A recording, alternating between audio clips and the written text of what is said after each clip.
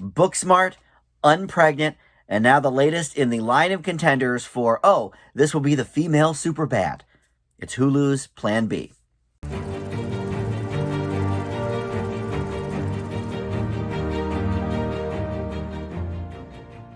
Hey guys, Dan here. This is Dan Reviews It. Welcome to my spoiler-free review for the film Plan B, streaming right now on Hulu. If you're new to Dan Reviews It, welcome. Thank you for finding this video, and please consider subscribing or liking or commenting below. If you've seen this movie Plan B, let me know what you thought about it. So I mentioned a couple movies up from Booksmart, Unpregnant. Every year or two in the last decade or so, there has been a movie with two young-ish, like high school age characters, and they have adventures, and it's always touted as this will be the female Superbad.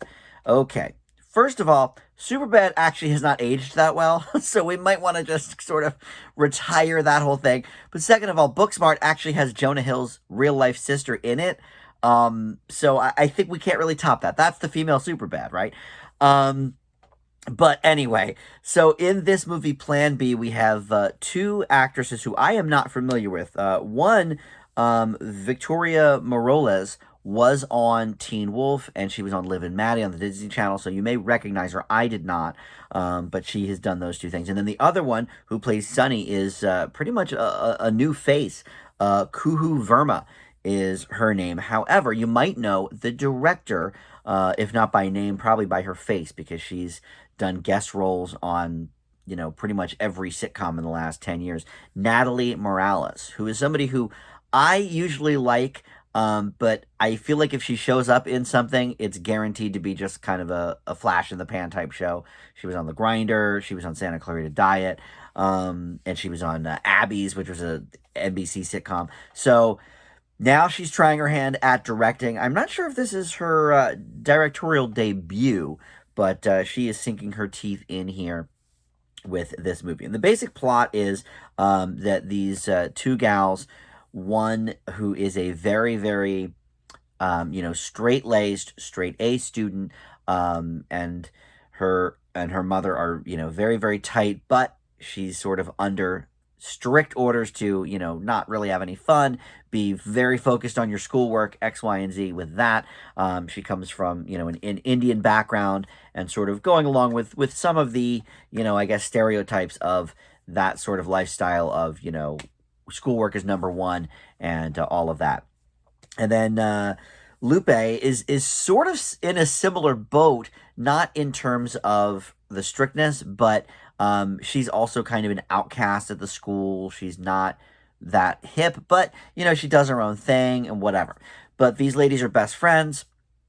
Sonny's mom goes away on business for a couple of days, and so they decide to throw a party so they can sort of cozy up to the people that they've been hoping to get with. Well, Sunny does end up getting with someone, but it's the wrong someone, and she ends up losing her virginity to this dude, Kyle, who's played by Mason Cook. You might recognize him as the son on Speechless, one of the sons on that ABC show.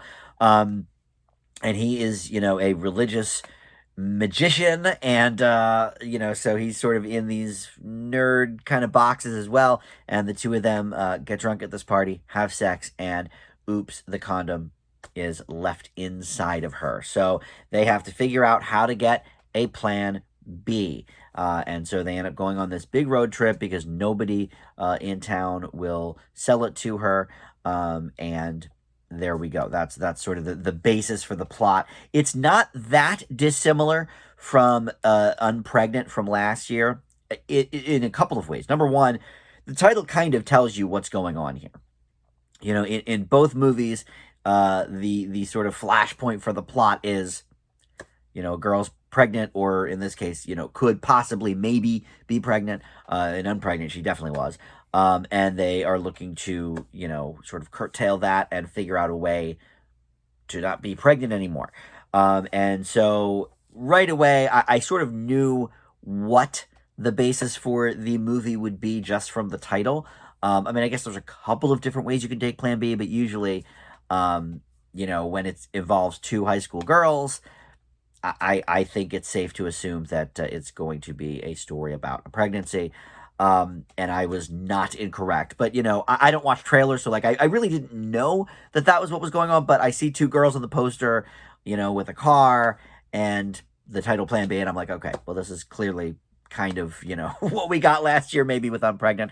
Difference there was those two ladies were old friends that had fallen out and hate each other now, and they're going to, sort of reemerge, I guess, as friends in that movie. But here, these ladies are best friends, go to the ends of the earth for each other and all of that sort of thing.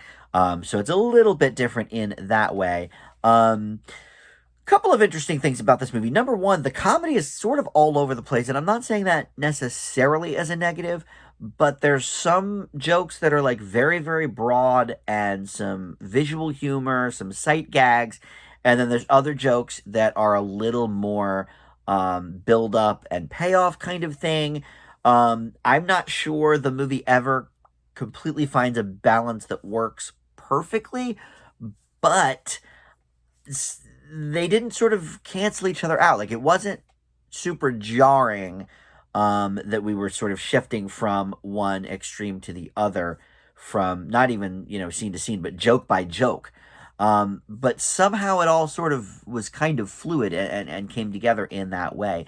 Um, the predictability, though, of this movie, not only from the title and the poster, but just sort of the familiar beats throughout this type of a movie, road trip movie, best friend movie. We go through a lot of the similar motions, but what carries this material above the rest is, number one, the chemistry of the two leads. You really do believe, at least I did, that they have been best friends forever. They have a great chemistry with each other. And for two people who I don't even know, they both did very, very well in the roles. They both seem kind of adept at both comedy and the more emotional moments of the story.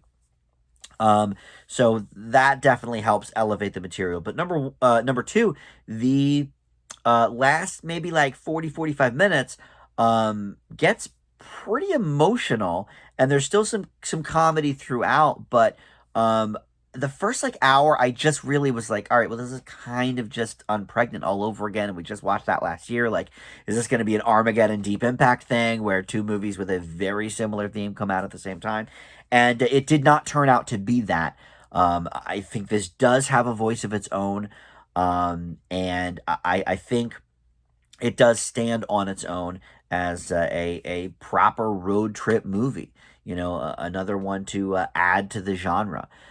It is interesting and very, very annoying that when referring to something as the female Superbad, and these are not my words. I mean, this is sort of like the look and the feel of these movies. It's clear what they're going for. It's just sort of unfortunate that the boy version of Superbad is, oh, let's go get wasted, and the girl version of Superbad is, oh, what do we do about this pregnancy? Juno could even be sort of considered in that vein too. Although I think Juno came out before Superbad, but I could be wrong about that. But in any case, it's a little bit maddening that the female version of Superbad always has to do with, oh, let's go on a road trip because you're pregnant and we can't get rid of the baby or what have you.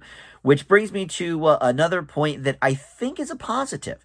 And that is, this movie does not hit us over the head with how tough these situations are and how bad the healthcare system fails our teens, and really the education system fails our teens as well. We see Rachel Dratch as a teacher in one of the earlier scenes. And it's present kind of throughout this movie, but I don't think it ever really gets to the point of preachiness. It just sort of is not even quite acceptance, but just, this is the way things are. We have to figure out how to work around it to solve our problem, kind of thing. So it's always sort of there, but it never gets to that sort of preachy tone of like, oh, well, things need to change in our healthcare system and da da da da da. So I think it may be a wise choice to do that, so we can sort of get to the more light stuff, and there's a lot of that, like I said, sort of broad comedy. So anyway, I actually leave this movie with the same grade I gave to Unpregnant last year, which is a B. You can stream it right now on Hulu. And speaking of last year's movies, I am in the final stages of compiling my top 25 and bottom 10 of 2020. I know it's been a while, but the Oscars just happened about a month ago, so everything kind of got pushed back this year because of COVID. So I am working on that, and hopefully in the next week or so, I will have a video for all my favorites of 2020. Unpregnant did not make that cut for the top 25, but since we're talking about a movie from last year, wanted to throw that out there as well. Thanks so much for watching, and we'll see you back here next time. Bye.